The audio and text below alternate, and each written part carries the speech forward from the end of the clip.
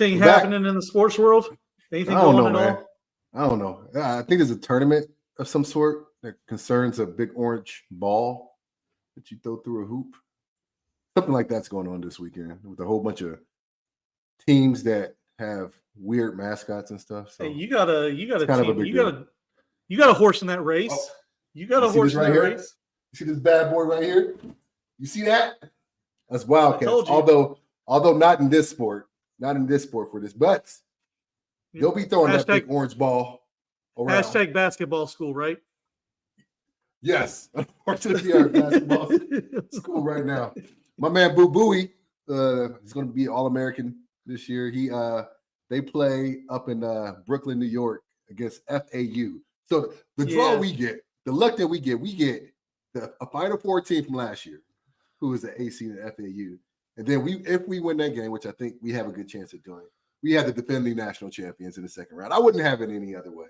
If we're going to make our grand entrance into this tournament and do some damage, make it to the Sweet 16, which I think we can, I wouldn't mind going through that type of gauntlet to get there. So we got plenty March Madness stuff to talk about. Can we say March Madness? Is that allowed? Is it for Bowden?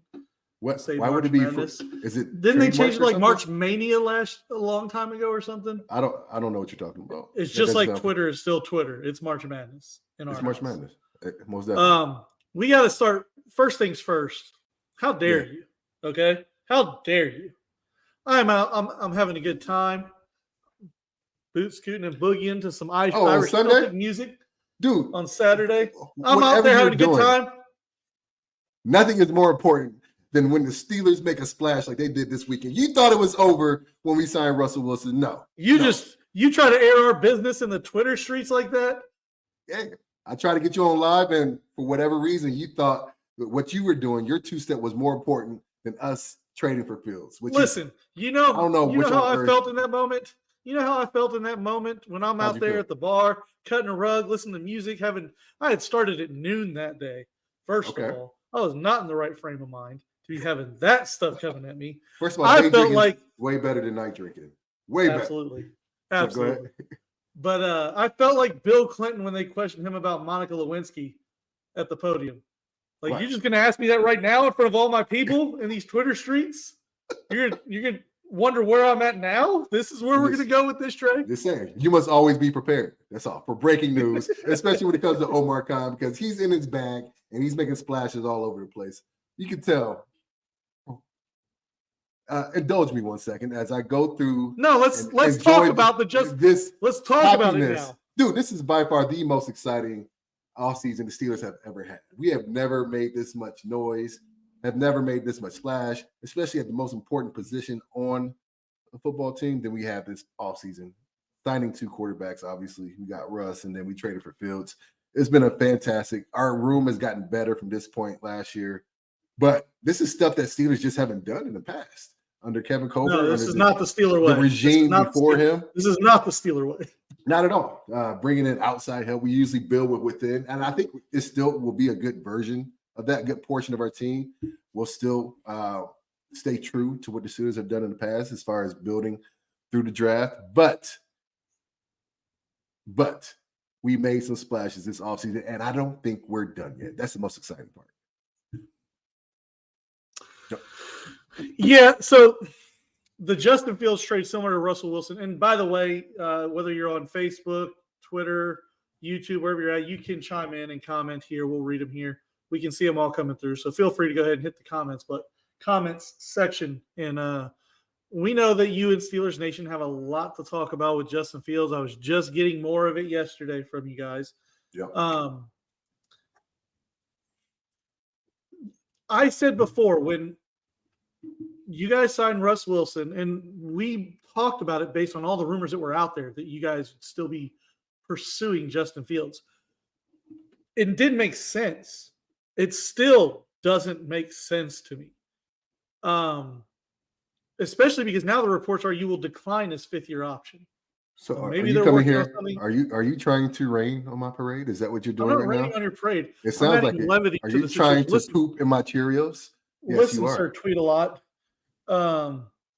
You come in here like the Kool-Aid guy and me wanting to talk about backup. Oh, yeah. Try busting on my parade on Saturday talking about backup. We're talking about backups right now. Okay. I think that Justin Fields actually for Arthur Smith's offense is a better fit as the starter for the Steelers. That's the weird, ironic thing. If you could have got him for a sixth, possibly a fourth based on playing time, I would have not even this year. That's next year's draft. Not even this year. No immediate return. No reason to go after Russ Wilson.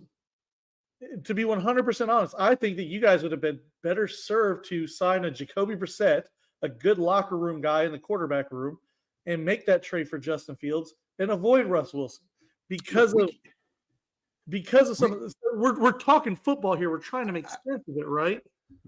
Look, like man, Arthur Smith's offense.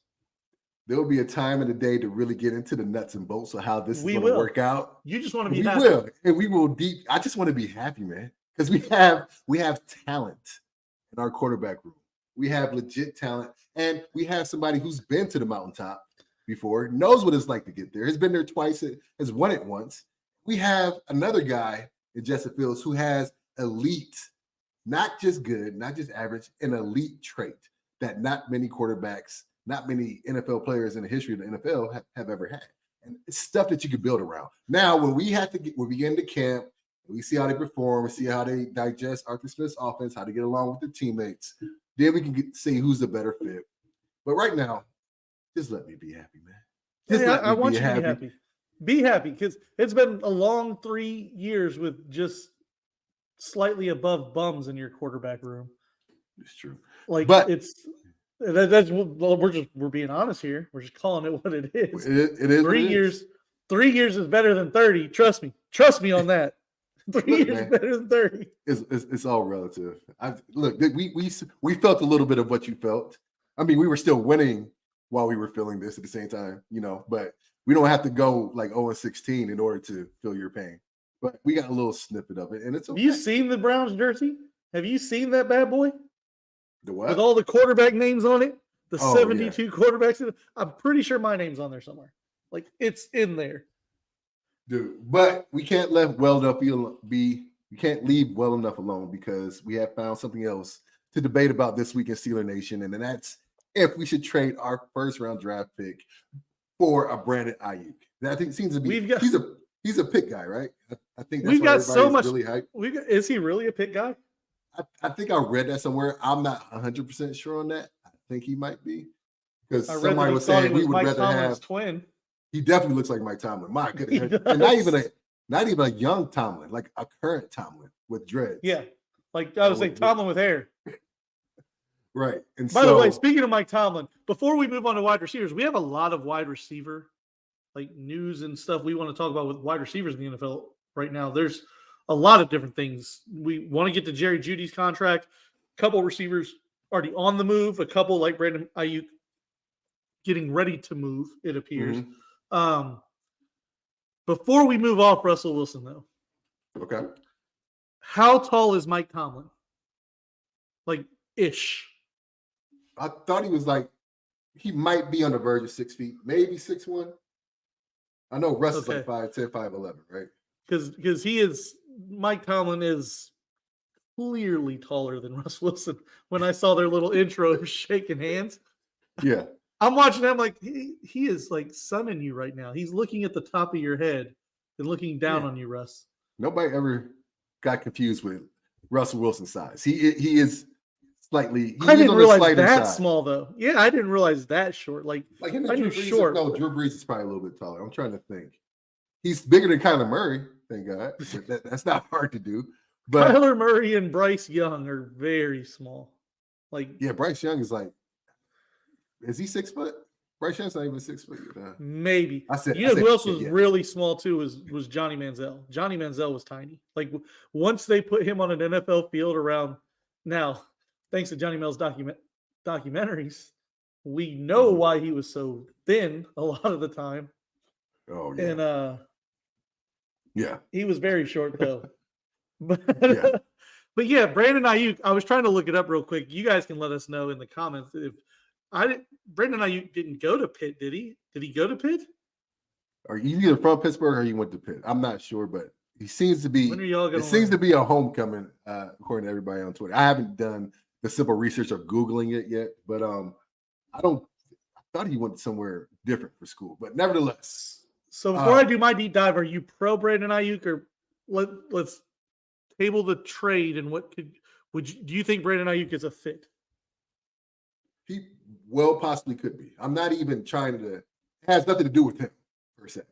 No, I'm not talking personality or anything like that. Not even like as a football player. I think he's a hell of a football player too. Yeah, I think San Francisco would be dumb to let him go with the rapport he's made with Purdy this year.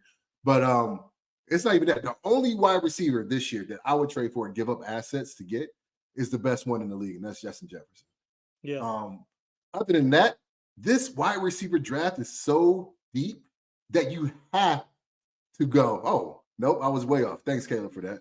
He went to Arizona State and was born in California. Talking about Brandon Ayuk.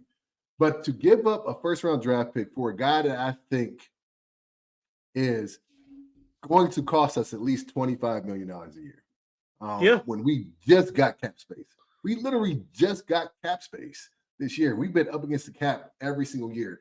Why would we give up cap space knowing that this is the biggest and probably the most talented wide receiver draft class in some time? Like, they're not even outside the obvious top three, and Marvin Harrison Jr., Malik Neighbors, and Rome from Washington. You still have Brian Thomas Jr., you got Keon Coleman, you got the two receivers from Texas, and Donnie Mitchell, and I forgot the other cat's name. And beyond that, there's talent all the way in the first 3 rounds that we can get. And of all the teams to draft wide receivers and get production out of them, it's the Steelers. And so I have total faith that they'll find somebody and get somebody on a rookie contract that's talented enough to play number 2 to George Pickens, and have Van Jefferson run that 3 and be our deep threat, and have Calvin Austin be our gadget guy. I think our wide receiver room will be complete. I don't think we need to give up huge assets to get one. And we have other holes that need to be filled. We need to figure out who the hell is going to snap the ball to Russell Wilson or Justin Fields this year. That's our number one priority. So here's my problem with Brandon Ayuk, and this is looking at it objectively. The Steelers trading for Brandon. You don't give up a first for a wide receiver right now when you see what the other ones are going for. The $25 million a year that he's going to command. That's why San Francisco is wanting to move off of him, is because they're going to have to very soon pay Purdy, repay McCaffrey. Kittle's going to be due soon. Nick Bosa, San Francisco's window is getting very small, very fast. Right. And I think we've seen it in Atlanta. We saw it in Cleveland. Now we see it in San Francisco. Kyle Shanahan can scheme the hell out of wide receivers getting open. Mm-hmm. He doesn't need, and that is probably my biggest. I think Brandon Ayuk is a good receiver. I think he is a fine 2. The biggest reason I have a problem with Brandon Ayuk to the Steelers is I'm not convinced that him and George Pickens aren't the same type of wide receiver yet. Well, no, Brandon Ayuk is one of the best route runners in the league. Like he is, but I think Pickens can be there. He can. Pickens has a lot of work to do in his route running, so I think they would complement each other. I think he would be a good fit. I don't think this is going to be a precision offense, though. That's the thing. We're going to be a punch in your mouth, play action, throw to open spaces type of offense. We're not going to be throwing up timing routes. That's not Russell Wilson's strength. That's not Justin Fields' strength, but it's Brandon Ayuk's strength. Timing routes, Shanahan, timing routes with Ayuk having Kittle and Debo run everywhere. And so that's why he works so well.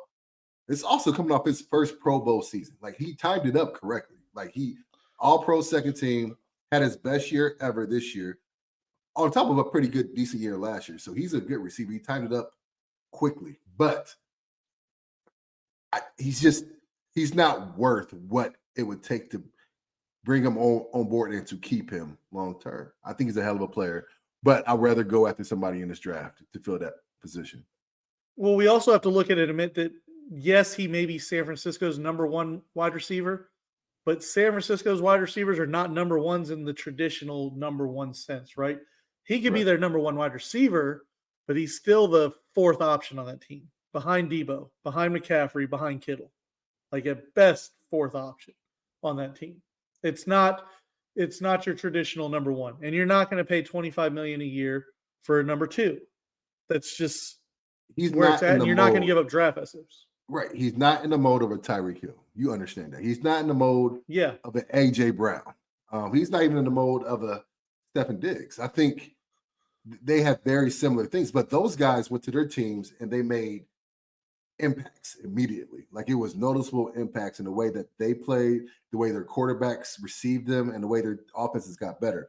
I think Ayuk is a piece to an offense. I don't think he elevates the offense and overall makes them like that much more better, you know? So Yep. um I my think that you preference, guys would have been better suited moving on to other wide receivers and Fitz. Mike Williams at 1 year and 15 million. I don't off an ACL, nah, pass. I mean, I think he'll do really well in New York, but nah, I'm good on paying one guy 14 million, especially on this team when we're trying to build something that's more sustaining over time. No, you're right, but you're wanting to build something that's more sustaining over time, yet you're looking at a veteran roster that they're trying to build to win now. Russell Wilson isn't going to be there over time. And Russell Wilson needs a big body wide receiver. If we're being honest though, like if I think over time, I mean like for the next 2 or 3 years. I think Russell Wilson has that. You know, I'm not talking about 10 years down the road, but in the NFL, building long term is, can you be successful for the next 2 or 3 years with this roster, and also maintain the foundation enough so that you can bring more pieces in and sustain some level of consistency and success.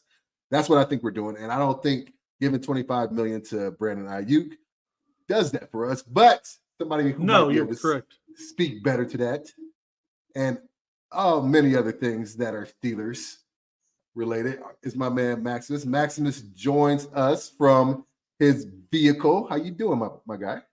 I'm doing good, fellas. Good to see you. It is so great to be live and on here. The pod is kicking. I love it. It is. We're getting after it. We're getting after it, my guy. So I told my guy Rich that Max's excitement is fresh. It's a lot fresher than ours because this man has been halfway across the world with his family on a pretty dope vacation for spring break, and he didn't get all the news in live in real time like we got it. He just got it over the last couple of days. And so I know that, Max, this has to be all pretty exciting for you, the acquisition of Russ, the acquisition of Justin Fields. What were your initial thoughts when you got back to the States about our quarterback room? Man, I was turned upside down. I mean, because you're talking about admitting you were wrong about drafting Kenny Pickett. That's the first thing, right? 2 years and a bad coordinator later, we now have Arthur Smith, Russ, and Jay Fields. We got both of these quarterbacks for cents on the dollar, right? You're talking about Russ, you're paying him vet minimum.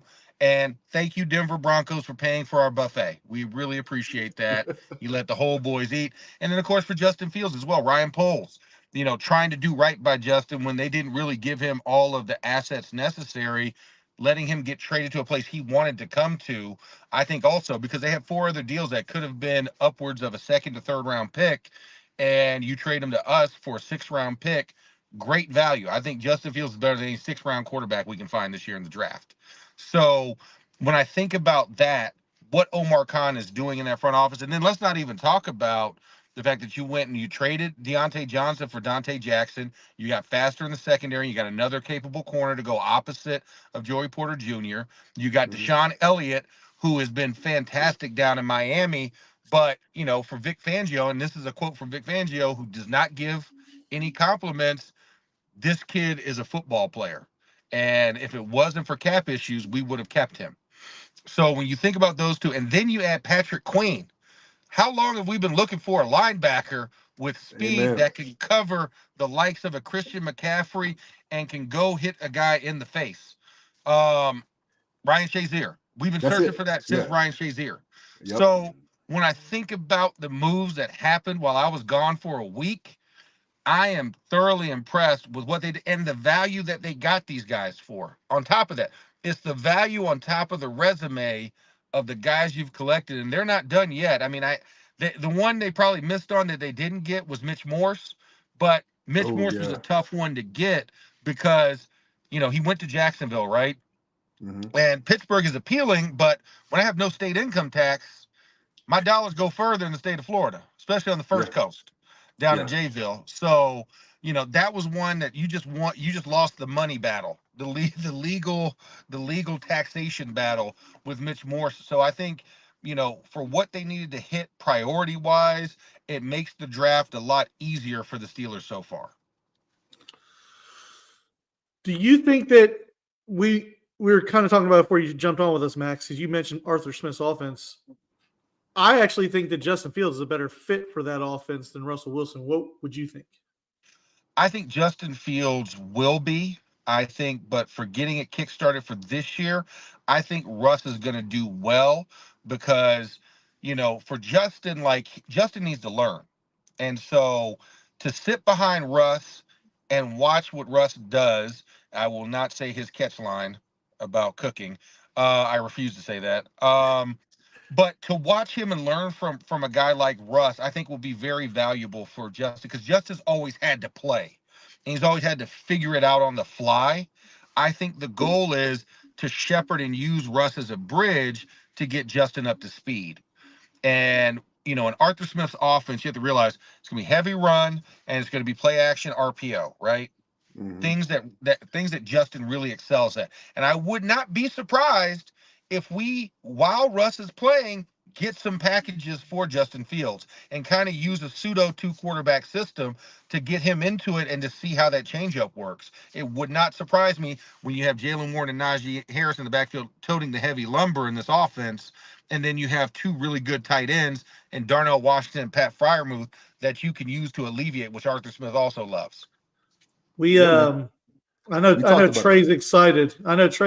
He's just been Max, the audacity. This guy, he's coming at me on St. Patty's Day, breaking into I'm out there, I'm bebopping, scatting around and having a good time, and he's just airing our business in the Twitter streets out there. Dude, we did our first live show last week when we traded Kenny away, and it was off the chain. So I'm like, okay, let's do it again. We just traded for Justin Fields.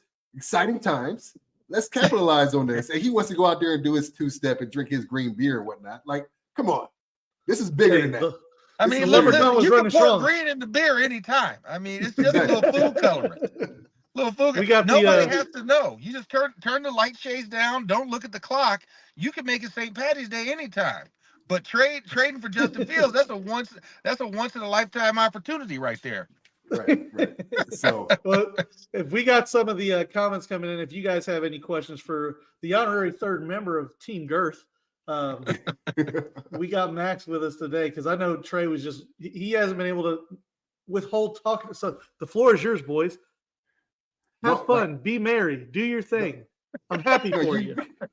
Okay. Yeah, don't you ever ruin my party again. Don't you ever say the party's over. Some interesting things are happening. What is it? Browns Nation? What do you guys call yourself? Dog Pound, right? The Dog Pound. Okay, you guys. Hey, if it's brown, flush it. That's maritime law. Maritime law. If it's brown, flush it. Uncultured if it's yellow, swine let it everywhere mellow around me. Hey, you better tell them. Browns had some breaking news this week, though, right? You guys think the water. Go crab legs, right? Hey. Huh? Famous Jameis, baby. You got famous Jameis. We gonna eat. You got Tyler Huntley. Look at that. You guys are just. You guys got GTR? I don't know about getting the crab legs out of Lake Erie. That could be dangerous, but yeah, no, those are definitely nuclear. I would not get those. Some mutant crabs, like that crab on Moana. Yeah, exactly. It's got gold attached to it. I don't know if I want to do that. Yeah. Listen, we went through like 13 quarterbacks last year, okay? So they got to have plenty of bodies in that room. You have found a lot of guys. And here's my thing. You know what I love? You guys wouldn't pay Jerry Jeudy. Congratulations to you guys. Love it. He's never had 1,000 yards receiving or more than 6 touchdowns. But give that man 41 guaranteed. Hey, I love it. You know what? 41 guaranteed. 41 guaranteed over 3 years. Yeah. To be a number 2. To be the number 2 this year. So this is when Browns fans, first of all, Browns fans drink a lot of Kool-Aid too. Not too unlike a lot of the Steelers fans right now who are busting down walls like the Kool-Aid man. And yeah. I gotta say it every time. You say you Kool-Aid have man, you to. gotta You say. have to. Yeah. But you're paying him on potentially. He's 24 years old. This is how I look at it, right? They're done with Amari Cooper after next year. For whatever reason, No way. our nerds in the front office in Cleveland are very, very good with the cap. And it's largely because Jimmy Haslam's willing to open up his checkbook and pay all these, make the salaries into signing bonuses and crap like that. The TV deals, it went up a lot this year. But over the next 2 to 3 years, with how streaming is affected, and I'd be interested to get your thought on this, Max, how huge the TV deal is going to be, because 17 to 19 million a year is going to be nothing for a wide receiver. We just saw Calvin Ridley get 20 million a year. He's a 2. Which is so ridiculous, by the way. Yeah. He's But number one in but I will say this. You're right. Streaming is going to absolutely crush the game. I mean, you look at what ESPN just paid for the CFP playoff.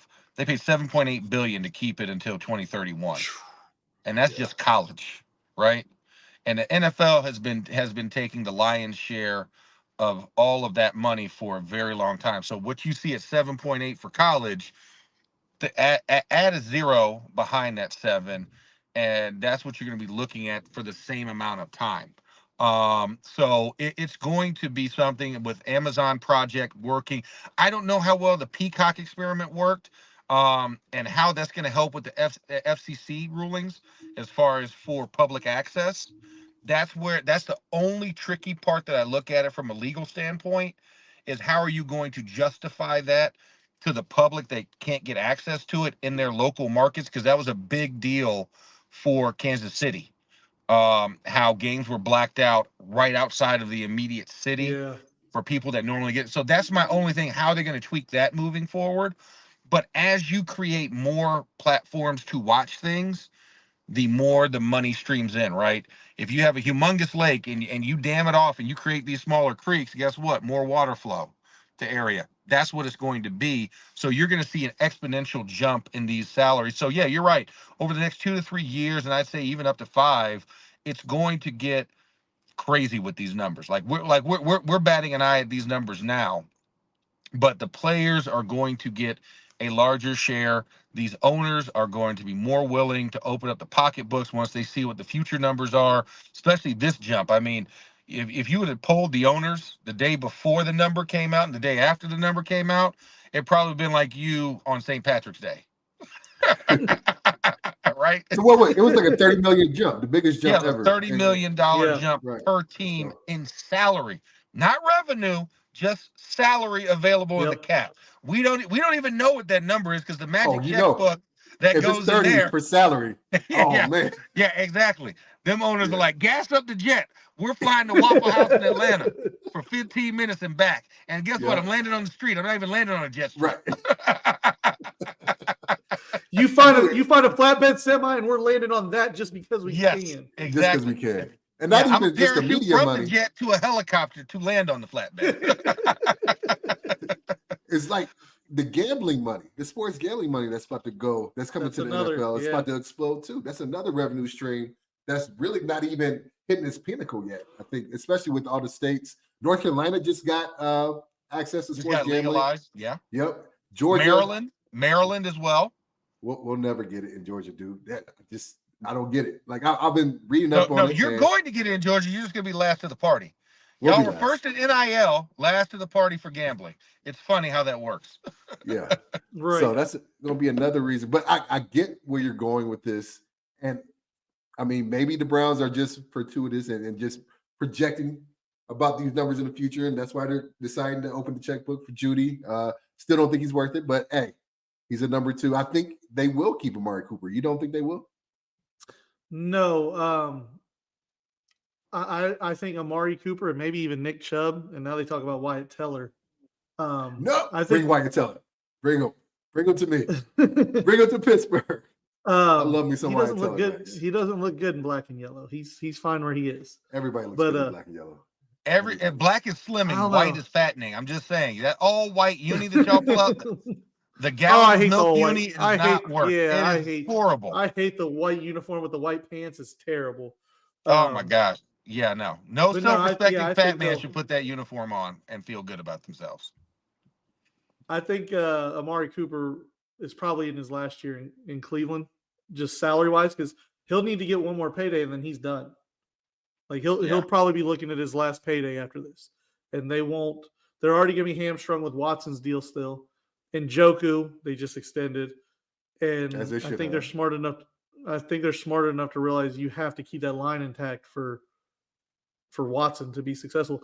It's also why I think you see a lot of the deals right now are in the 3 to 4 range instead of 5, 6, because they know that this jump is going to happen, so they're positioning themselves to hit the market one more time relatively soon. Get 50 million guaranteed now, and then the market's going to jump up again for wide receivers. We're starting to see the running back money come back around too. So Yeah, that was I was actually just a interested. surprise. Yeah, That was a surprise. Coming into this free agency period, we were wondering with all these running backs hitting the free agent market, if any of them were going to pay. I didn't think maybe Derrick Henry might, maybe Saquon. Austin Eckler might, or maybe Saquon might. They all got paid.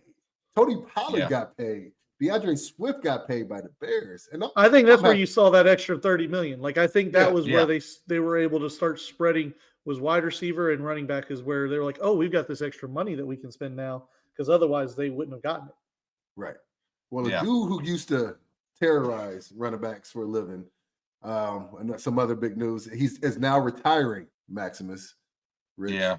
Aaron Donald, man. And everybody on the offensive side of the ball can breathe a collective sigh of relief, knowing that that man is going on to enjoy his life post-football. Especially Geno Smith. That clip is in the rounds. Yeah. But it brought me, I'm going to let you answer this first, Max. He was a lot of people's nightmares, a lot of offensive linemen's nightmares. I have one in particular that I'll tell a story about, but who was your nightmare that you had to block during your career? Outside of our team, because we had people on our team that I was about to say James Harrison was definitely the constant Baba Yaga, right? I mean, he was the boogeyman. Right. I hated blocking him in practice. Dude, but I think for an opposing guy, you know, it's funny, like, because a lot of guys would probably say like Terrell Suggs. Terrell didn't give me problems because he was a bigger guy.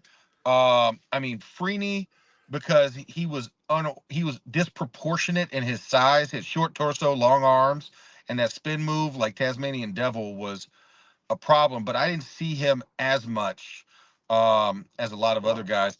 The guy that really gave me problems was, funny enough, Derek Burgess. I don't know if you guys remember. Oakland. Oh, I remember that. That damn Oakland game was one that I would burn the tape and would never show it again. I mean, he killed me with this wide ghost 9 technique, and he was short and quick. And if you missed, he made you pay. He was one that gave me problems. Clay Matthews, early Clay Matthews. We will put a disclaimer on that. It was a different type of Clay Matthews back then. It was a different type of Clay Matthews. It's a different Clay. Different Clay. Man, I love OJ. Anyways, the juice is loose. Anyways, that Clay Matthews was a problem. And then, you know, so I would say those two were probably the top two, because they're probably my 2 worst games I had my entire career were against them. That was my first and second, like 2-sack games that just ugly sacks, right? Yeah. That really gave me a bug. But I didn't have problems with Elvis Dumerville. DeMarcus Ware was an enigma, but we didn't play Dallas enough. Like, DeMarcus would get like the most BS sacks like of all time. He got 1 sack on me when remember when I was sick, Trai, when we went to Dallas? And I got the flu the night before, and I'm like pumping myself with fluids like before the game. And I had a heck of a game against him. And it was in the 4th quarter. DeMarcus came on his little low swoop move, and then just brushed it at Ben's shoelace, and Ben fell down. I was like, really? I was like, you just died. Of all the tackles you break, Ben. Of all the ones that, and then all DeMarcus got up and he looked at me. He was like, job's done, and walked back to the huddle. I was like, I hate That's you. the downside of being O-line. Have a great game the entire game. Have a great game. All it takes is one play. One sack, we're the worst ever. 1 sack for a defensive guy, he's the greatest ever. Yeah. Right? You know, like if an offensive lineman gives up 1 sack a game, he's the worst lineman ever. A defense lineman gets 1 sack a game. They're the greatest ever, and they have 16 sacks. I'm like, but you failed on like 1,000 other plays. Like, are you serious? Like, yeah, the Hey, margin of error as a lineman is just no fun. But I would say, it's all yeah, about that. Derek Burgess and Clay Matthews were my 2 bugaboos when I played. How about that pass rush win rate? How about that, Rich? Yeah, And, exactly. Yeah. That was not Hey, an listen. analytic when we played, Trey. yeah, We just got done talking about Aaron Donald, and by Steelers fans' measures, he sucks because he doesn't have all these stats that JJ Watt has. So that's all I know about. First of all, TJ Watt, TJ Watt, please say it correct. TJ Put Watt. some get respect your on shit his name. together, Rich. I'm Get your sorry. shit together. TJ, not JJ. Anyway, I mistakenly talked about the better Watt. I'm sorry. oh, damn. Yeah. Okay. Ooh. Good fighting words, huh? Yeah, exactly. I don't even believe that. He's To lucky be honest, we're on screens right now. You can Dude. say TJ those Watt things is when the you're on better. Zoom. Dude, so I have one guy in particular. Obviously, everybody in the NFL. There's a lot of great players I've played against. I played against Freeney. My first start back home in Indianapolis on Monday Night Football when we didn't have a silent count.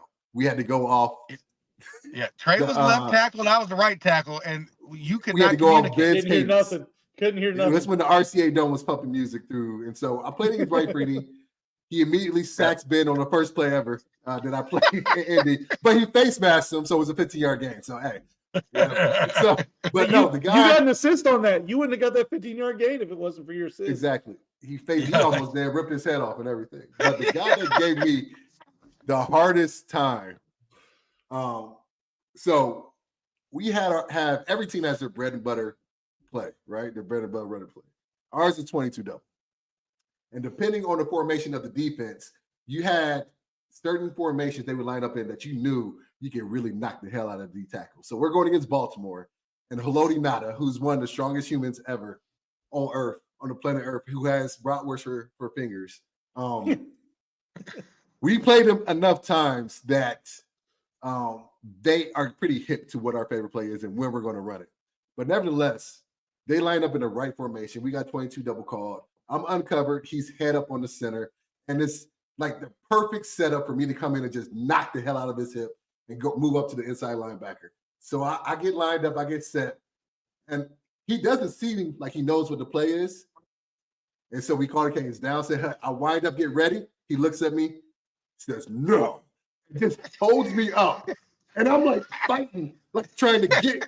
He says, no. And then just sheds the center, sheds me. It's the tackle. He lectured you like a child. He lectured you like That's a all. child. He was a man of few words. He never talked mess. But he must have never talked mess. One of the nicest human ever. All he said was, I no. hated Haloti Nada. But, Trey, I actually thought you were going to talk about our game when we were playing next to each other in San Francisco. The damn Smith connection. That was by far the toughest game of all time that we had because Justin Smith. Oh, that was a different Justin Smith. It's like it was a different Clay Matthews.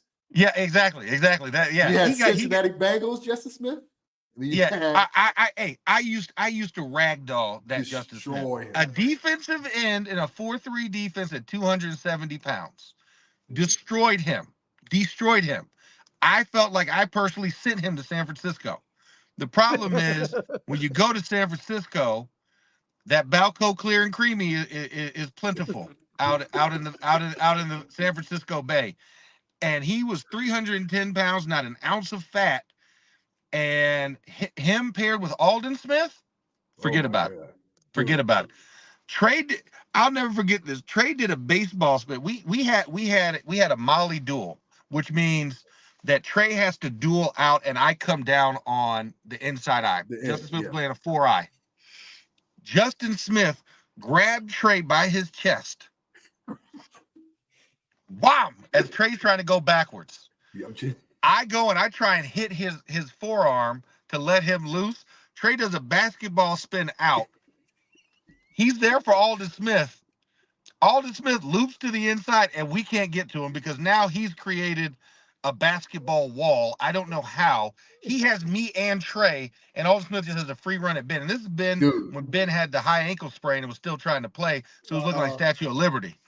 It Dude, was, and that happened so many times. It was the strongest hug ever. He hugged 2 offensive linemen, and we could not move.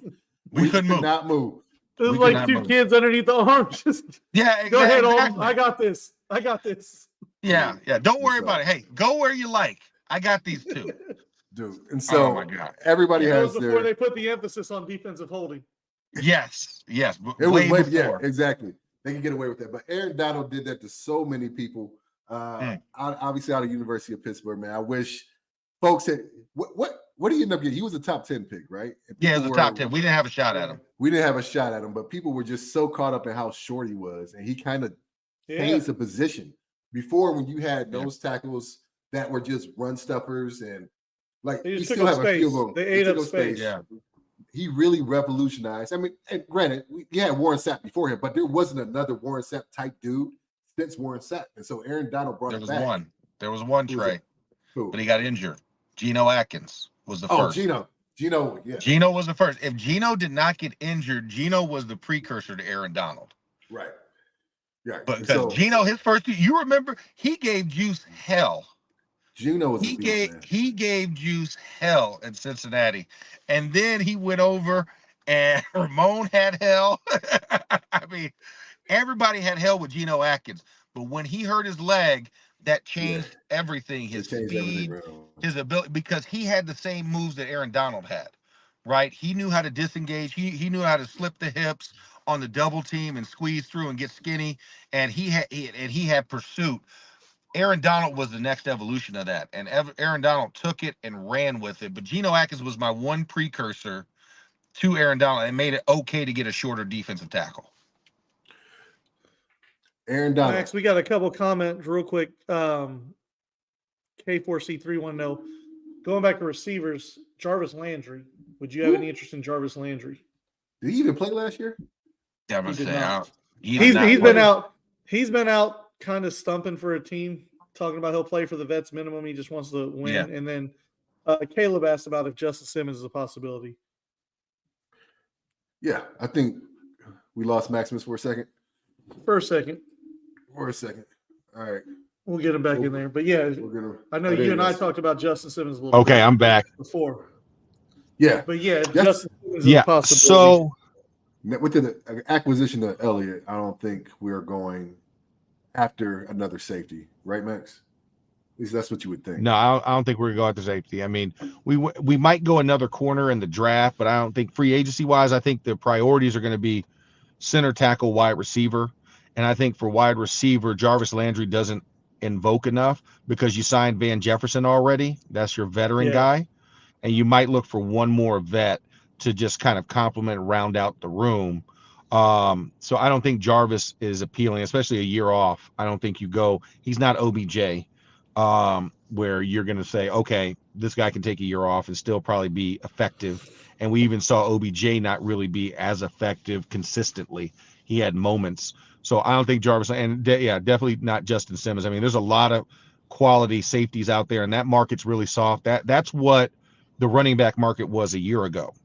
Because when you look at Justin Simmons, Micah Hyde, Quandre Diggs, like you know, Poyer's out. You have so many guys out there that they're probably going to get that second wave post draft excitement when they don't get that guy in the draft. That's when you'll see those safeties start to move and their value goes down, right?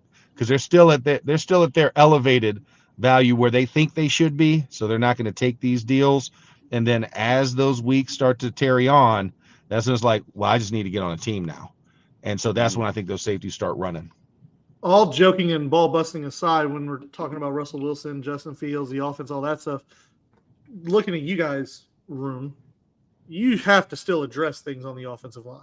Most definitely. Oh, yeah. Most definitely. Center and tackle are a priority with wide receiver. Those are the three priorities still left out there that haven't been addressed. I don't think we're not gonna get tackle and free agency because all the major tackles have gone. So it's gonna be draft assessed. Center, I think all the top tier centers that you want, like Mitch Morse, and then Evan Brown signed, of course, with the Cardinals. So there's not really a center in this draft. So I think you're going to attack Connor those Williams in the draft. is coming off an ACL, right? And so Connor Williams coming off an ACL, and Connor's And Connor was already. Oh, I remember being in the draft room in Dallas for that draft because I was calling the 3rd round picks that year, and Connor was still sitting in there when we walked in to do that. And the kids come through a lot. I still don't really love him as a center. I think he's serviceable. I think he's a bridge guy, but I don't think he's a top tier center. And the Steelers want a top tier guy that they can hang the franchise on for the next 10 years. Dude, you know what? And this might be off left field, but I've mentioned this before. We have a guy who has center experience who played it at a high level in college, and even some with Chicago, and that's James Daniels. And I'm like, yeah, he's been there. He knows the system, and he is one of the vocal leaders, although not the vocal leader. I think Roderick ends up taking over that role, or whoever, if they draft a center. But I think James could really play center at a high level. He's a big body. He can move, and I think it alleviates some of the physical responsibilities that he has at right guard. I think he'll be better off at it. But I don't know if that's even a thought amongst the O-line coach and Arthur Smith. But I do remember him playing at Iowa and getting some time in Chicago and playing it fairly well. Yeah, no, James is a very capable guy, but they want him to focus in on right guard. They love him there, and they like his vision, especially in the shotgun stuff, because he acts as a pseudo center with the call outs, with the center between his legs. So I think they'll keep him there. I think they really want a true blood center, not a convert over at the center position. And I think that's why they're really looking at these top 3 centers in the draft this year, and where they fall, you know, between Powers Johnson, between Frazier, and between I will slide Van Pran up there before Barton. Barton's 4th for me, just because he hasn't really done it. He's just very versatile and had a good Senior Bowl. But if I'm coming in saying day one, I need you to be my center, I don't know if I put Graham Barton in that position. I think Graham Barton's a great swing. I think he's a guy that could settle into a position over a year or two, but putting him in the fire right out the gates, I don't know if I really trust that. Where do you sit on the Ayuk trade?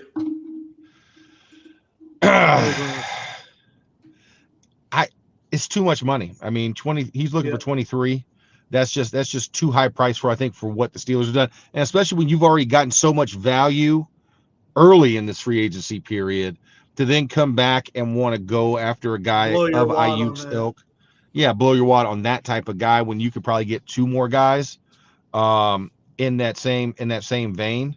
And like you said, a big body receiver is the only thing I think that they say we really want. Now George is a long, tall, exponential type of receiver, but as far as a big body guy, Ayuk just kind of fits into that slot-esque type of guy.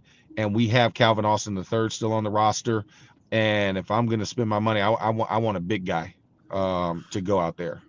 Trai and I were talking about it before you hopped on, and I just look at Ayuk as a guy that, you know, he's not – yes, he's San Francisco's number 1, but that's not the number 1 in the traditional sense. You know, San Francisco's number 1 wide receiver is still the 4th option on their team.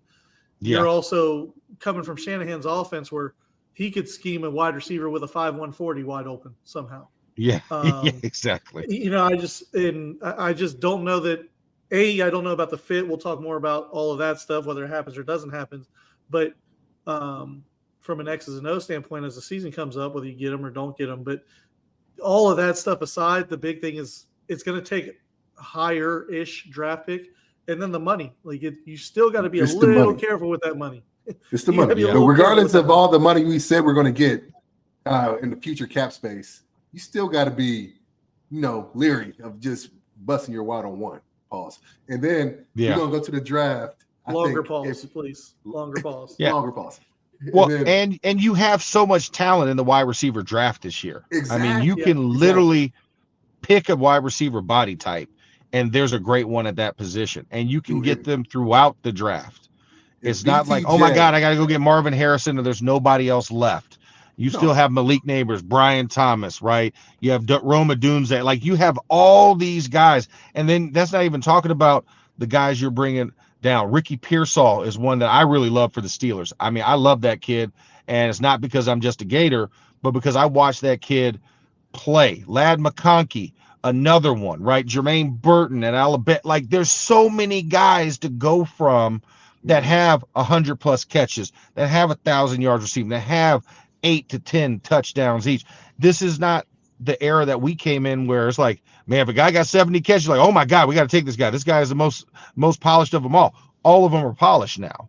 Right. So when you're going and paying a vet outside of a Justin Jefferson, right, or a Jamar Chase, and a T. Higgins, like, I don't really want to pay for that guy. And especially like you said, San Francisco's offense, they will motion you to death to get the right one-on-one.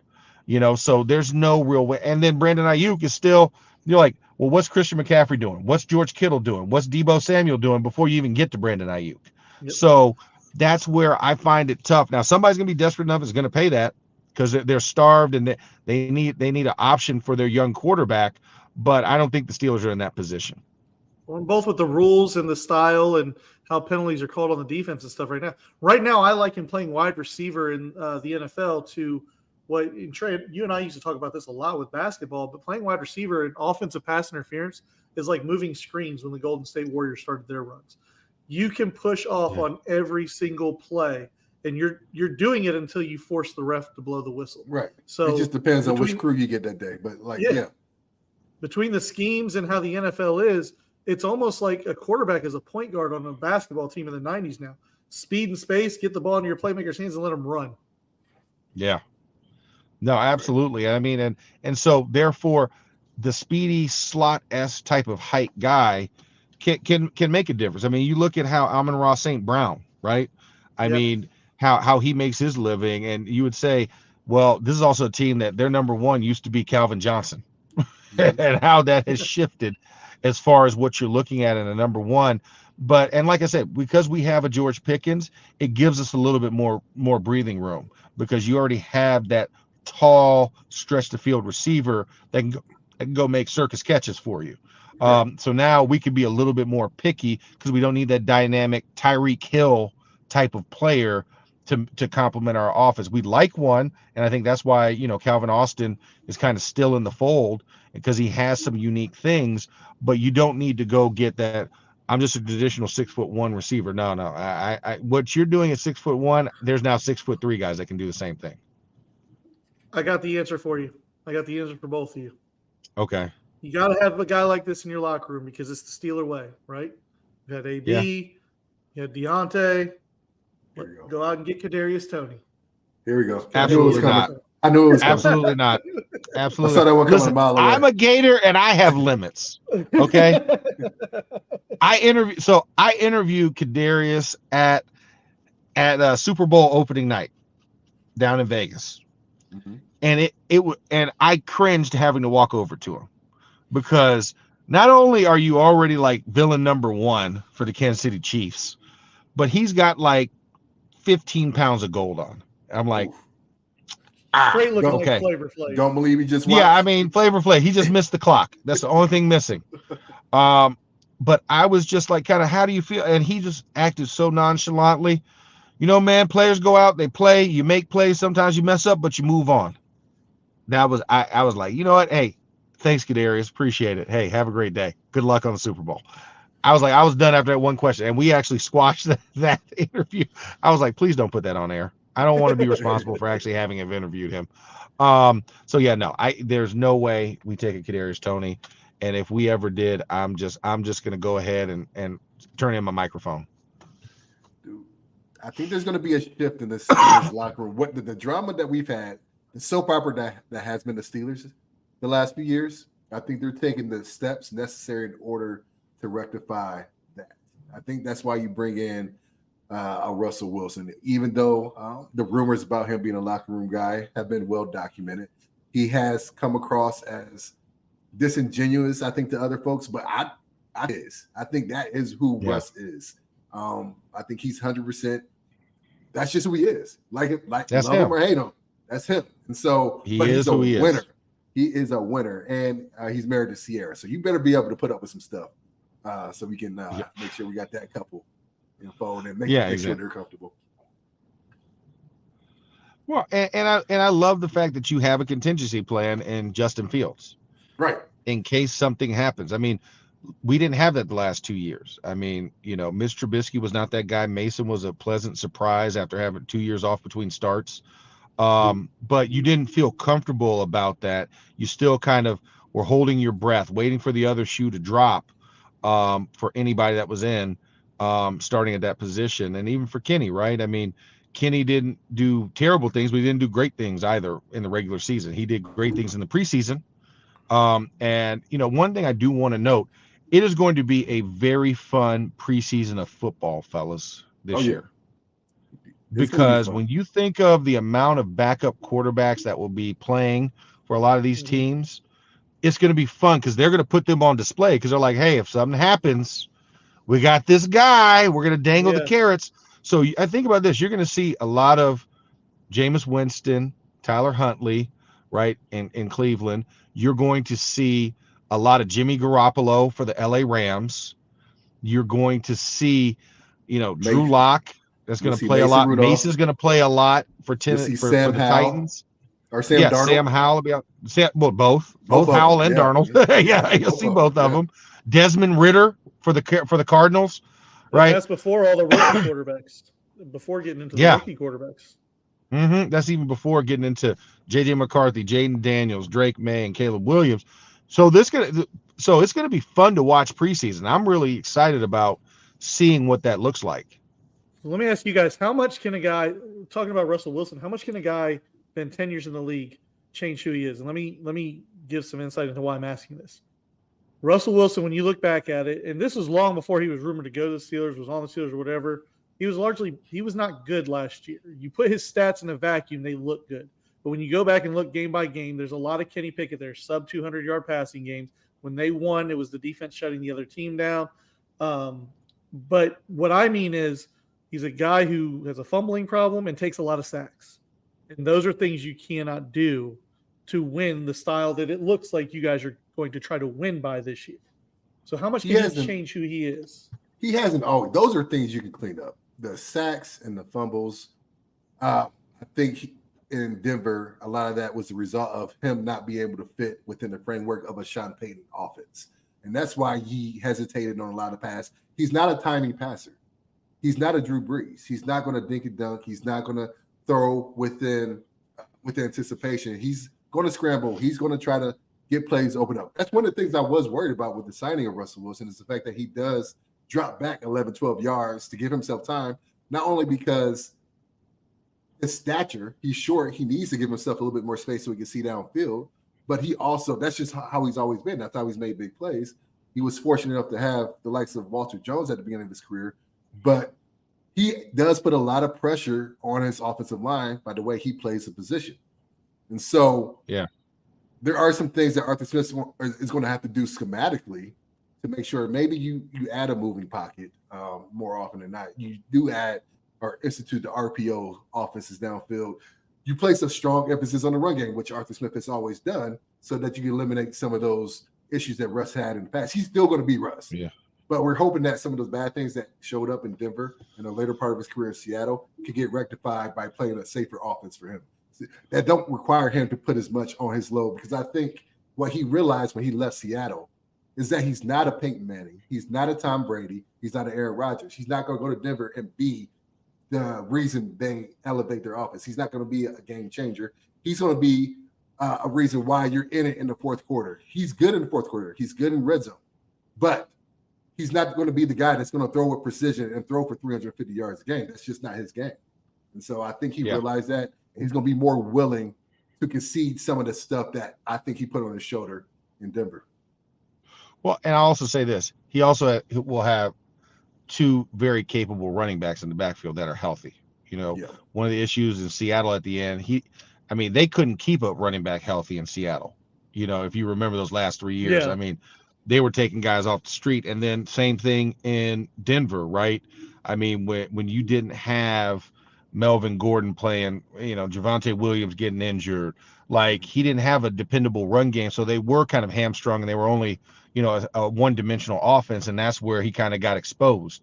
But I think in this Arthur Smith style, you look at Ryan Tannehill and how he succeeded because they thought he was a broken project leaving Miami.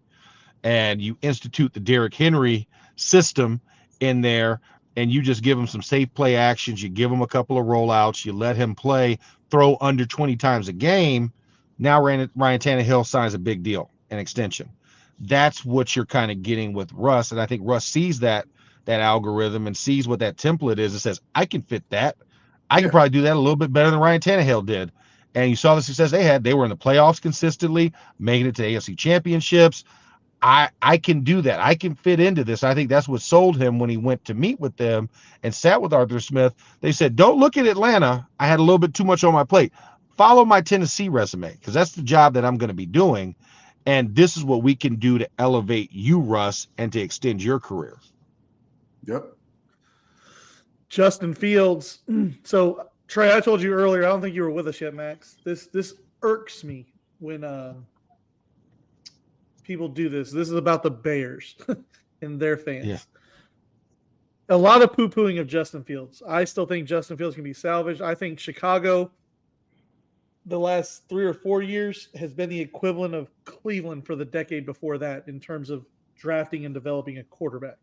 It's just, you're in quarterback hell. It's a revolving door. It's not a good place to be. It's the worst place to be. Yeah. They've never had a quarterback. They've never had a quarterback.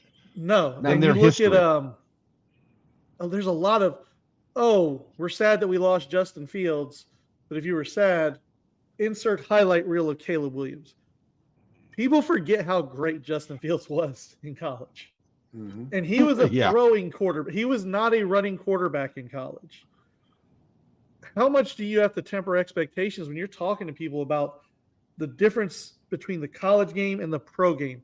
Because I think there's it's getting closer, but there's such a big difference between being a successful college football player and that translation into the NFL. But there's less time to make that transition now because of the rookie salary cap, basically. Yeah. Well, and here's the thing, and to even draw an even closer one, I was on the field for Justin Fields' final game as Ohio State Buckeye in the Fiesta Bowl out here, which I work for. I watched him play. He was absolutely phenomenal. That was an absolute duel, and he did everything right. And to watch him play in that manner, and then I had him week 17 up in Green Bay this year. Bears Packers, and it was crazy to watch the parallel between Jordan Love and Justin Fields on the field, right? Because one team had an embarrassment of talents that actually finally realized in Green Bay, because you're looking at a team that had their top pass catchers were all second year and below, right? Between Romeo Doubs, Christian Watson, Zay, Tucker Kraft, Musgrave, you had 5 guys that at the most was second year in the league, growing with Jordan Love. You looked at the Bears, and it was an embarrassment of what they had to roll out there. It was DJ Moore and the unknowns. Mm-hmm. And Justin had to create in a lot of situations where he wanted to throw to the receiver couldn't get open. And so then Justin has to extend, and he has to make some, and they made it a battle in the first half, but eventually the skill players that Jordan Love had at his disposal and an Aaron Jones in the backfield just was too much to overcome for that Bears squad. And they knew they rolled out a crappy offensive line. They knew they didn't give him the right receivers, and then they traded Chase Claypool down to Miami. So you already took another big body, regardless of how good you think he is. You took a weapon away from him, and then it's just DJ Moore and Cole Kmet. And Cole Kmet is good, but he's not great. So I think when you look at that, I think they did a disservice to him in Chicago, and now you're going to see them pour all of these other resources into the new guy because they think if it's new, it's better. But I've said this, and I went on Mad Dog and said this Monday night with my buddy George Reister. I said, until Chicago puts a dome or a canopy, because Chicago, I don't want to piss off all the Chicago Bears fans about their lore and Soldier Field. It looks like Space Odyssey 2021. But until you do that, no quarterback will ever have success in the months of November and December in the city of Chicago playing on that lake. That will not happen. It has never happened in its history. And until you change that dynamic, you'll never have a great quarterback. And I've seen Caleb Williams over the last 2 years. I've called his games. I saw him poo-poo in the USC UCLA game to end the season, his last game of his career. I watched how bad he played. And for them to think that he's going to be the Messiah, I was like, you're mistaken. Like, I had him in the Pac-12 game the year before, and I get playing with the blood on his hand and everything and trying to make Utah beat the living crap out of him and his offensive line. And so what you have right in front of you in Chicago is like the line he has at USC. And if you're expecting him to, he's not that guy. You got to put the right pieces around him to even be salvageable. And so everybody's in love with Caleb Williams because he won the Heisman. That's great. He looks great when he does a little Michael Jordan jump move, split leg throws. But that's not going to fly in Chicago when you're talking about what you're dealing with the NFC North. Yep. I mean, it's all fine and dandy. But think about this. Look who this is going to be their third top 5 quarterback. What was Justin picked? Fields was picked number 10. 11, right? So 11, 10 Yeah. or 11. Yeah. So their somewhere third around first round quarterback in the last 6 years, right? I mean, Yeah, Mitch Trubisky, between Mitch Trubisky, him, and now Caleb at the number 1 Williams. overall. I think what they did, and this, I mean, they kept Eberflus. I can't even pronounce his name. How do you pronounce his name? Eberflus. Eberflus. They kept him, although he's on a hot seat already to start the season. Like, I don't think drafting Caleb Williams gives him another year if Caleb Williams doesn't perform right away. But Trubisky was unproven at the quarterback position coming out of North Carolina, right? They drafted 12 him starts. 12 starts. Traded 1 up year to draft him to a team that had San Francisco fleeced him. San Francisco fleeced him. Went up one spot to pick him. Nobody was trying to pick Trubisky at that spot anyway, but Chicago gave up picks to pick him. By all accounts, Trubisky came in and under Matt Nagy somehow still managed to get to a Pro Bowl, to lead the Bears to the playoffs, and then they got rid of him. And so you bring in Justin Fields under the same conditions that you had Trubisky under, probably even worse, to be honest, under a new coach in his second year, has not had the same coordinator 3 years in a row. And then you get rid of him. And so you bring in Caleb Williams in. This is after you give up a first round, a number 1 overall last year, and get the first round and the 9th round pick this year. So you have all these resources in order to help Justin Fields. This is what I thought Chicago should have did. They should have traded that first pick and load up on building the team's foundation. And they didn't do that. And now they're repeating history once again, getting rid of a first round draft pick and hoping that a quarterback can save their franchise instead of trying to build a team up. They've had strong arm quarterback. I mean, you're not going to get much stronger arm than Jay Cutler. You know, it's able to cut through the wind of Chicago. It's just a miserable. You'll never get consistency out of your quarterback in Chicago. Yeah. The funny thing is now Keenan Allen couldn't stay healthy in the sunny streets of San Diego and LA. I didn't even think about that. Yeah. Now he has to go. Put him? I know how my body feels, dude. Like the difference is like obviously I'm 13 being years down there removed. compared to up here. Yeah. Like when it gets to 40 degrees and it's a little chilly, man. Like my bones hurt. They scream at me. I can't imagine being Keenan Allen and coming in out of the sunny streets of LA and San Diego his entire career, oft injured already, and then having to play in Chicago. I went to school in Chicago. Dude, thank God Northwestern was never good enough to play after November. I never had to play in the bitter cold. That was December and January that Chicago is. But I've been outside. I had to walk to class sometimes in the wintertime. Sometimes on a 100-year field. On a 100-yard field. And you didn't have the closed circuit TV. Dude, that open air stadium, it's not like you have the stadium, and then that's the only thing. It's kind of like Cleveland Stadium. It's right there on the lake. It's right there on Lake Michigan. And so you got warm-bodied Keenan Allen coming in, off injured Keenan Allen coming in playing in cold, and you're bringing in a warm-bodied quarterback who has been nothing but sunshine his entire life. He was in Oklahoma a little bit, so I guess he had a little bit of cold there. But he's 2 years. He's from California, right? They stopped after December though. They stopped after December 1st. I mean, that's true. They stopped in December and then they played somewhere warm by the time the bowl games came around. So he never really has experience, and it matters, dude. It matters playing in that cold, man. So it's just going to be a whole different ball game. And Chicago's putting, once again, instead of taking their a quarterback in Justin Fields who's used to playing in the Midwest, used to playing in the cold, and trying to develop around him, trading back to get more assets to build that team up. They're repeating history once again, and I can't imagine that the results going to be any different than it has been the last 6-7 years. It's not just that; it's we're going to leave our lame duck coach here for another year, bring in a new rookie quarterback, and then when you're not good this coming year, coach will be fired, and we're going to repeat the same mistakes and have your rookie quarterback learn a new offensive system with a new coordinator, try to hire the next offensive guru to fix Caleb Williams. It's like rinse and repeat with all these teams that do the same thing over and over and over again. And they don't learn from it.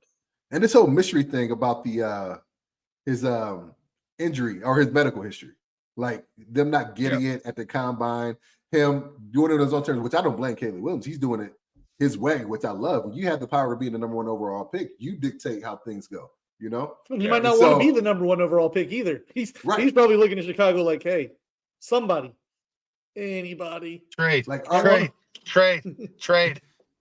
He's got burner accounts right now texting Adam Schefter, telling him, hey, we're interested in moving up. What will it take? What's my guy from Jerry Maguire? The quarterback that wanted to get traded to me. Kush. You need to go ahead and cush it out. Kush. I know you want Denver dollars. He wants the Eli Manning treatment, right? I mean, Eli did the same exact thing, in my draft in 2004. But the problem is, you don't have a Giants type team that's right there in that top 5. Like whoever you're going to get, it's Chicago, Washington, or New England. Pick your poison. The cupboard is bare at all 3, and you have you don't want to go to any situations going into. So I know, yes, hey, we love to go to somewhere else, maybe Minnesota. Will probably he would love to probably go there and have Justin Jefferson playing US Bank Stadium. It's a dome, yes, but the Vikings are at 12. There's no way the Vikings can get up in the top 10. 12 and 23, right? 20, they just got the. Well, they have 23, but that package I don't think gets you 12 and 23 doesn't get you above 8. It doesn't get you above 8, so you can't move back that far. So it's gonna be tough sledding for Caleb Williams, who, like you said, I mean, I was there at the combine. I was there when he announced that he wasn't doing medical, he wasn't doing testing, and if you need me, come get me. We could do it on a 1-on-1. I can show it to you, like having the briefcase, like Dave Chappelle when he went in. He's like, I got this briefcase, I got a board document. Damn, that's it. You know who I think? You mentioned the 3 teams that are up there that are looking at quarterback. I think New England might be the team that might be tempted to trade back with the Minnesota or somebody of that nature. I think Mayo can afford him some more time if he does do that instead of hitching his wagon to a rookie quarterback coming out. But plus, they ain't got no quarterbacks. They got Jacoby. I think Jacoby could go for a year. If you get somebody else's, say for instance, you go to Minnesota, you get number 11 and 23 and their first round pick next year.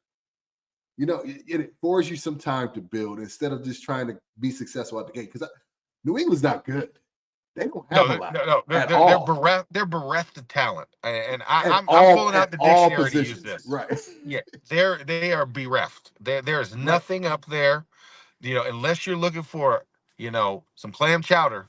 That might actually be better. That's the best. If you put it on the field. New England's way better than Manhattan chowder. Way better. Oh, absolutely. There's not even a question. I mean, the other one's just clam soup. Okay, it's saucy. It's red saucy soup. Saucy clam soup. No, absolutely not. You don't like chowder, Rich, at all? I think I've only had clam chowder once. It's got big chunks of potatoes in it. Yeah. Yes. Yeah, I'm not a fan of potatoes in my soup. What? You don't like lotus baked potato soup? Are you kidding me? With bacon and cheddar and chives? Oh, I don't like a raw tasting potato. You know what? Cheddar and chives and sour cream, it's all good on a baked potato. Do you see this? Oh, that's baked potato soup right here. That looks. I went to the grocery store to get that. Yeah, segment brought to you by Panera. Yeah, fuel up the exactly. Hey, Panera when new you're on the sponsor for you guys. go. New sponsor for you guys. Dude, Um, doesn't take no, much for us. I forgot we were talking about. I don't want to talk about yeah. football, but we were talking about we were talking about New Anyways. England. But yeah, I think the Pats might be a team that trade up and go after a quarterback, and maybe, just maybe, there's no way Caleb Williams gets past Chicago, but maybe something crazy happens during this draft. And Hey, maybe the Drake Pats are at May's the 3? guy. Maybe you go back to another North Carolina quarterback. who had a down year, like all these guys that are coming out this year, and this is supposed to be the generational class of quarterbacks, which is what they said for Justin Smith's or Justin Fields' class a few years back, and we saw what's happening with that class. Not all of them, every single one of them are backups. Every single one of them in that class is a backup quarterback or on practice squad, and so just coincident, the only quarterback that had their best year that's in the top 3 or top 5 quarterbacks. Well, I guess Trevor Lawrence is in that class, right? Oh, yeah, that's the only one. And he's an average quarterback. He's average. Very, very average. And so Yeah, he had a renaissance year the year before and then came back to earth this year. He'll get $40 million next year. Oh, of course. Yep. He'll Of course. get Daniel Yeah. Jones at least. That's what's crazy. He'll get $40 million next year. But Jaden Daniels had a career year. Like he looks like he's at least trending upwards, He's Michael my Penix. favorite quarterback in this draft. I'm just going to go out there and say it. You can say I said it on your show. He is my favorite quarterback in this draft. Now, granted, I did call 4 LSU games this past year, so I've seen a lot more than a lot of other people. Mm-hmm. But I've seen JJ McCarthy. I saw him in the Fiesta Bowl the year before. People love him. They I love don't him. understand how he's being talked about as a first-round pick. It makes no sense whatsoever. No, not at all. Dude. Not at all. It's and then and I've had Drake. I've had Drake over the last 2 years. UNC. I had him in the Miami game. That was a Saturday night game, and he was up and down by quarter. Like he had a terrible first quarter, had a really good second quarter, came back third quarter, looked lulled, and then the fourth quarter did enough to win the game. I actually think Daniels has the highest ceiling. I just don't. I think a place like a Minnesota or somewhere would be the best for him, so he doesn't have to play right away. He is, in many ways, like you have to keep him away from Chicago at all costs because he will be ruined. I mean, every quarterback's gonna be ruined in Chicago. No, but I mean, any situation, Chicago, Washington, New England. I think there's a better than not chance Daniels is ruined in any of those 3, but he's probably going to go to one of those 3 unless somebody trades up. Because he's going to play right away. Right. And so I think that's why a guy like Penix and Bo Nix, you get why they're not going to be first or second round picks. They're old as hell. But also, like, I mean, they're old as hell. They are old as hell. They played like 10 years of college. And so and Penix is on his 5th knee. Yeah. But they'll at least be backups. They'll go to situations that are better probably than the first 3 quarterbacks to get drafted. And so they might have a better chance at having successful careers. Because what we're seeing the last 4 or 5 years, outside of CJ Stroud, there aren't any like exceptional quarterbacks out there that are first round draft picks. We got to see after Joe Burrow. Joe Burrow. Yeah, Joe Burrow. Yeah, but he got hurt. He got hurt his rookie year. Right. Yeah, and we got to see what Stroud does with the sophomore slump season that typically happens. There's expectations now. You're not the darling where you just roll into town and there's no expectations now. I mean, you won the AFC South. There's an expectation on you right now. That's what I mean. Yeah, there's expectations now. And that's a team that got sneaky better this offseason. You're the hunted. On paper, you're the hunted now. Yeah. Because I'll bet Houston gets no less than 4 primetime games this year. So people will have them circled on the calendar this year, especially in that division, which is not good. They'll be the overwhelming favorite in that division. Yeah. So Stroud especially will have that Indy game. That Indy game will be very interesting with Anthony Richardson. Yeah. You know who I enjoy the hell out of, and he's not good. He just is entertaining as all hell. Is Gardner Minshew. Did you see his press conference when he was at the Vegas meeting? I'm a Gardner fan, dude. He opened his press conference up by quoting The Hangover. He's like, "Hey guys, how about that ride in?" Dude, Dude, he's Gardner the best, man. Minshew is seriously he's highly unbothered at all moments of his life. Dude, Yeah. he's just loving life, man. He's out there just playing football, throwing it over those clear mountains over there. You know, whatever it Aaron takes. Uncle Rodgers Rico goes out and does style.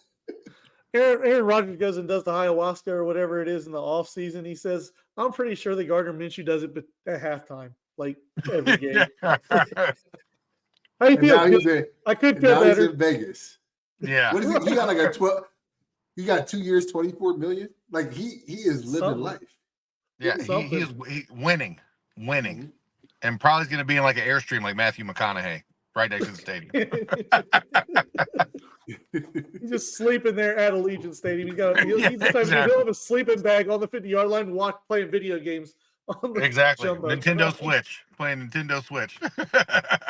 Dude, we got a comment. I've been called an insult that I've never been called before. You too, Max. I'm assuming they're not talking about you, Rich. But we got Michael Schweitzer. Two donut heads who don't know what football is. I'm sorry I stumbled upon this waste of time. I love it. Oh no. Oh man. We found Caleb Williams' burner account. Yeah, exactly. Can't wait for that guy to come in person. Yeah. Sweetser. Sometimes you Swisher just sweets, whatever. You gotta live out of the comments. Samsonite. I was way off. Yeah, I was way off. Donuts sound good though. Yeah, Speaking of, we got a month till the draft. We got almost 6 months until the first game. That's depressing as hell. Max, let's talk about better things now. First question. Yeah. Okay. Did you ever try the egg yolk sauce? Dude, I tried to order it. Benihana didn't have it. Oh. So I gotta find a different hibachi spot. Yeah. Yeah, because I'm searching. I'm sad for you. I sent you the picture. Yeah, I know. Delicious. You sent me the picture. You showed me exactly what it is. I asked them for egg yolk sauce. They're like, we don't do that here. So I was man. Okay. Now I got to find. I think there's a Kyoto down in Mesa. I might have to go there. Next up is this March Madness time, fellas. What's the March Madness time? Two-parter? Let's go over the March Madness spreads because this will be an all-day affair for the next couple days. But also, I was perplexed earlier because we have Taco Tuesday. What is the Wednesday food? Is it Wednesday waffles? Waffle Wednesday? Like, what can we coin Wednesday? Hump Day Whiskey Wednesday. Hey, Whiskey Wednesday. Ooh. Let's just forget the food. Whatever you could soak and marinate with whiskey, that should be the food. Like Jack Daniel's barbecue sauce. Jack Daniel's ribs. Yeah. Ribs. Yeah. They're like a whiskey chicken, whiskey ribs. How about that? A Whiskey Wednesday. Ooh. I already had chicken on the menu for tonight. I might have to partake in that. I'm gonna go prep after we're done with this show. Yeah. Exactly. I mean, it's middle of the week too. You got to get through it. Yeah. Good old hump day, man. It's nothing better to get you over the hump than a little bit of whiskey. A little bit Tennessee whiskey. I can go with travel buddy.